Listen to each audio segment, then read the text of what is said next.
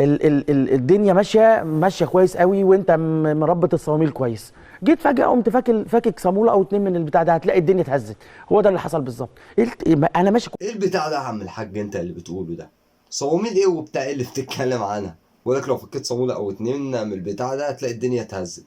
انا مش عارف قناه الزمالك دي ايه والله. واحد يقول لك بناشد رئيس الوزراء يحل موضوع الزمالك زي ما حل ازمه الفراخ، وواحد يقول لك صواميل، والتاني يقول لك بلاش تحرش بنادي الزمالك، وعبد الشافي صادق برضه في قناه الزمالك يقول لك نادي الزمالك مبادئه متاسسه من 1907.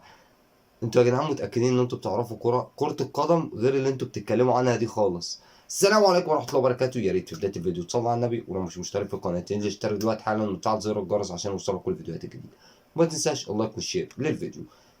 بعد فوز الاهلي باكتساح على نادي الزمالك 3-0، احرز هدف اللقاء الهدف الاول محمود عبد المنعم كهربا اللي جنن كل الزملكاويه، والهدفين الاخرين محمد شريف العائد بعد فتره وبعد غياب طويل من التهديف. والله قلت اكتر من مره واكتر من صديق مقرب ليا كهربا هيسجل في الزمالك، والاكيد اللي هيسجل محمد شريف. توقعت كده لان محمد شريف كعبه عالي دايما على الزمالك.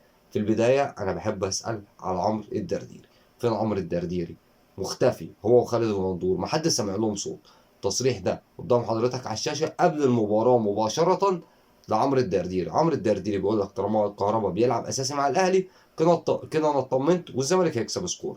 انت فين يا عم عمرو؟ ده الكهربا هو اللي سجل فيك. صباح الفل عليك. تعال نخش بقى على الفيديو الجميل ده، اسمع قناه الزمالك بيحصل ايه وارجع لي تاني. يلا بينا. في برضه لينا يعني هنقول بقى ايه، المؤامره كملت في حته ضربه الجزاء. كلنا شفنا ضربه الجزاء، يعني رامي ربيعه مش صدها بايده. ده غير واحده ثانيه لامام عاشور. هنتكلم على اللي احنا جايه في ايده. امام عاشور الكابتن ياسر هيتكلم فيها، ولكن شفناها دي قبل الهدف، وقبل الهدف على طول بدقيقه او دقيقتين، ولا رجع للفار ولا عمل حاجه. فرق بين محمد شريف اما عواد ما لمسوش خالص، فضل نايم حوالي دقيقه ونص عشان يرجع للفار يكلموه ويهدي اللعب. فرق بين لعبتنا بقى الخبره. اول ما جه الكره بتاعت رامي ربيعه دي طلعت كورنر، راحوا لعبوا الكورنر على طول. كان المفروض كله يجري على الحكم وكله يشوف، لان انت حاسس ان في مؤامره، فانت على الاقل تاخد حقك بالجري على الحكم. فدي برضو كانت نقطه مهمه جدا جدا، كانت في صالحنا واحنا ما عرفناش نستغلها. فانا جمال عبد الحميد او الشهير بجمال فله بيقول لك الحكم جامل للاهلي في موضوع ضربه الجزاء. رامي ربيعه الكوره جايه في ايده والحكم ما حسبهاش ضربه جزاء. مبدئيا كده يا عم جمال يا عبد الحميد يا اللي كنت لاعب كره قدم، الكوره لو جايه في حته في صدرك او في بطنك او في وشك وعملت ايدك كده او كده، الكوره في اتجاه جسمك او قدام جسمك، مش هتحسب ضربه جزاء، لان انت ايدك انت بتدافع عن نفسك، بتحمي نفسك من الكوره، من قوه الكوره. الكلام ده لو ايدي كده ايدي مرفوعه بعيد عن جسمي، ساعتها ضربة جزاء. ايدك خارج جسمك، انما هو ايده داخل جسمه اهو كده. انا بقى انت ايه يا عم؟ انت كنت لاعب كرة قدم ازاي صحيح؟ انت ما هو انت حقيقي انت عارف ايه كرة القدم ولا كنت ايه؟ ولا نسيتها؟ انت نسيتها؟ ولا وعايز لعيبة الزمالك تتلم حوالين الحكم، يقول لك لازم لعيبة الزمالك تاخد وقفة، تتلم حوالين الحكم. تتلم حوالين الحكم ليه يا عم؟ لازم يبقى ليهم وقفة ويحسوا ان في مؤامرة عليهم، فبالتالي لازم يضغطوا على الحكم. هو حكم مصري. انا عرفت ان انت كنت عايز ابراهيم نور الدين الحكم. انت كنت قبل الماتش بتناشد ان انت عايز ابراهيم نور الدين حكم للمباراة دي، ودلوقتي عرفنا ليه.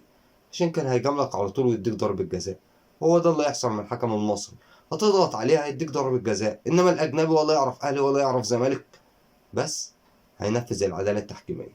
ولو عارف اهلي او زمالك برضه هينفذ القانون في الملعب، لان ده سمعته. وبعدين يا عم جمال يا فل انت، ده حكم دولي، حكم في اليورو 2020، حكم في يورو 2020 وجبت لك السي في بتاعه، وحكم في دوري ابطال اوروبا 2021، وحكم في كاس العالم فيفا قطر 2022. يعني جايب لك حكم دولي على اعلى مستوى، وانت عايز لابراهيم نور الدين. في تصريح بس كده كنت عايز ارجع بيه بس صغير لايهاب الفولي. التصريح ده قبل الماتش بيوم واحد، عايزك بس تسمعه عشان ايهاب الفولي ما شفتوش بعديها او الشهير بإيهاب فرخه. اسمع معايا ده. اقصد ان دي فكره ان ده مش مباراه قمه، دي مش يعني مصطلح مباراه القمه دي ما ينطبقش على مباراه الاهلي والزمالك بكره. مباراه القمه هي بين الاهلي وبيراميدز، بين الزمالك وبيراميدز، لان الزمالك هو البطل وبيراميدز هو الوصيف. النادي الاهلي هو النادي ثالث الدوري السنه اللي فاتت. يقول لك مباراه القمه تبقى بين الزمالك وبيراميدز، لا هو مباراه القمه حاليا بين الاهلي وفيوتشر اللي انت ما تعرفوش. وعشان بص اقول لك بقى على الصدمه والتقيله، ان مباراه القمه مش بين الاهلي والزمالك، مباراه القمه بين الاهلي والاهلي، لسبب بسيط قوي. ان مباراه القمه زي ما بيقول لك من اقوى فريقين في نفس الدوله او اكبر شعبيتين. الاهلي 42 دوري والزمالك 12 دوري. فين بقى القمه وفين المنافسه في الكلام ده؟ يبقى الاهلي بيلاعب الاهلي، ده اللي انا اعرفه. انت بتجيب الكلام ده منين؟ انتوا بتقعدوا مع فتوح وعبد الله جمعه كتير ولا ايه؟ طب طمنونا عليكم يا جدعان، انتوا اخباركم؟ انت فين يا هبه فولي صحيح بعد المباراه؟ انت مش كنت بتقول مفيش مباراه قمه بين الاهلي والزمالك، مباراه زي اي مباراه عاديه؟ انت فين؟ محدش شايفك صحيح. بالمناسبه كابتن ايمن شوقي في تصريح قدامك اهو بيقول لك كلنا في الاستوديو التحليلي في قناه النادي الاهلي اول ما شفنا شيكابالا بيسخن قلنا الاهلي هيجيب الهدف الثاني. والله انا واحد من الناس كده، قلت اول ما شيكابالا هينزل الاهلي خلاص هيحسم اللقاء. هو وشه حلو على الاهلي يا جماعه. في بص في الفيديو ده اسمع بقى كريم ابو الحسن اللي في عالم موازي بيتكلم بيقول ايه على ازمه كهربا اللي حصلت بعد المباراه وفقح كهربا حطه صح. اسمع معايا كريم ابو الحسن، يلا بينا.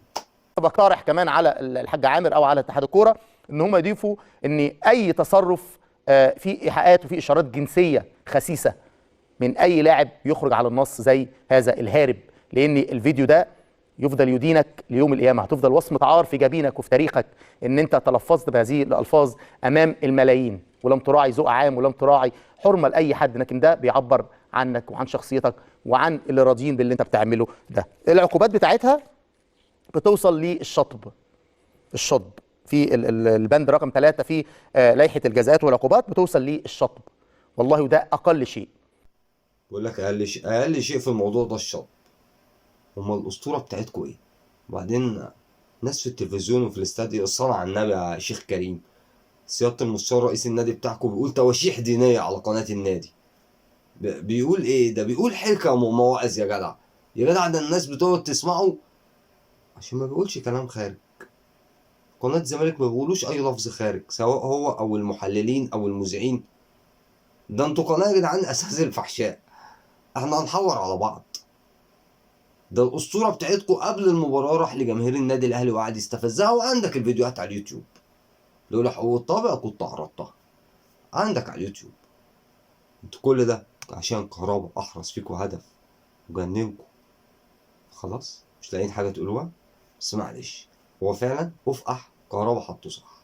يا ريت ما تنساش تشترك في القناه وتفعل زر الجرس عشان يوصلكوا الفيديوهات الجديده. السلام عليكم ورحمه الله.